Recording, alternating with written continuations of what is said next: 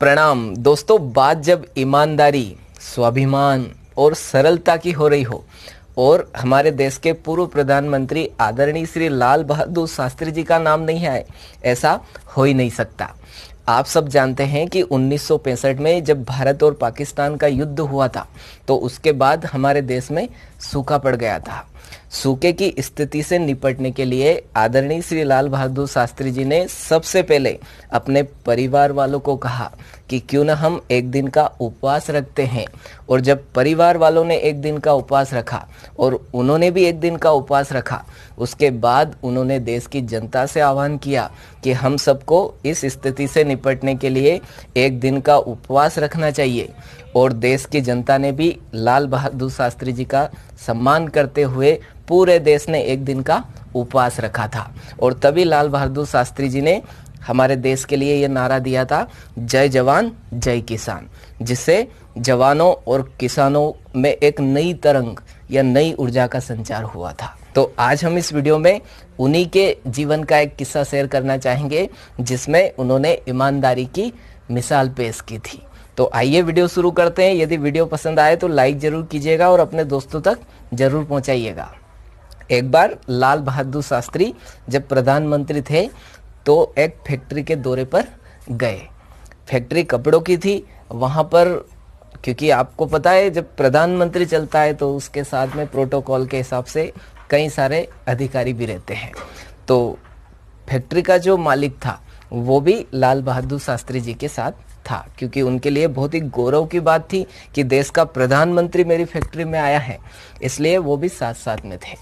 लाल बहादुर शास्त्री जी ने उस फैक्ट्री का बड़ी ही बारीकी से निरीक्षण किया। जगह जगह जाकर देखा कि यहाँ पर किस तरह साड़ियाँ बनने का काम हो रहा है। जब पूरी फैक्ट्री घूमने के बाद लाल बहादुर शास्त्री जी एक जगह जाकर बैठ गए। तभी सेठ कुछ कीमती साड़ियाँ लेकर आता है और शास्त्री जी को बताता है। शास्त्री जी साड़ियाँ देखकर बड़े ही प्रसन्न होते हैं। कहते हैं कि इस फैक्ट्री में साड़ियाँ बनाने की विधि देखकर बहुत ही प्रसन्नता हुई। जब वहाँ से शास्त्री जी जाने लगे तो उस मालिक ने कहा कि शास्त्री जी, मैं आपके लिए कुछ साड़ियाँ लेकर आया हूँ, इनमें से आप कुछ अपने घर पर भी ले जाइए। शास्त्री जी साड़ियाँ देखते हैं और उनकी कीमत पूछते हैं कि ये साड़ियाँ कितने रुपए की हैं। तो जो मालिक रहता है वो बताता है कि ये साड़ी 800 रुपये की है, ये इतने की है। ऐसे सारी महंगी महंगी साड़ियाँ शास्त्री जी को बताता है। शास्त्री जी कहते हैं कि ये तो बहुत महंगी है, थोड़ी सस्ती दिखाओ, क्योंकि उस समय 800 रुपये बहुत बड़ी रकम हुआ करती थी।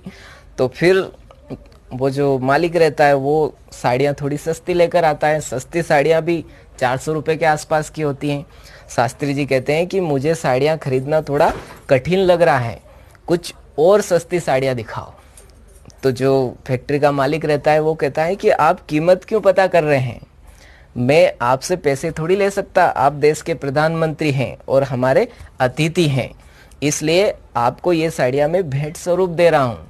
शास्त्री जी ने कहा कि आपने बहुत सही कहा, मैं देश का प्रधानमंत्री हूँ, लेकिन प्रधानमंत्री के पद पर होने के बाद भी मुझे ये स्वतंत्रता नहीं है कि जिस कीमत की साड़ी मैं खरीदने की हैसियत नहीं रखता वो साड़ी मैं भेंट के रूप में ले जाकर अपनी पत्नी को दे दूं।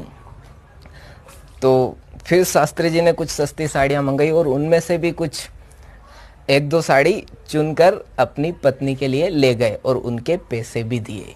तो लाल बहादुर शास्त्री जी ने हमें ये सिखाया कि आदमी का पद चाहे कितना ही बड़ा क्यों ना हो, उसका गलत इस्तेमाल नहीं करना चाहिए और ना ही हमें अपने पैसों का गलत इस्तेमाल करना चाहिए। जिस व्यक्ति की नस नस में ईमानदारी बह रही हो वह कभी भी अपने पद और पैसों का गलत उपयोग नहीं करेगा।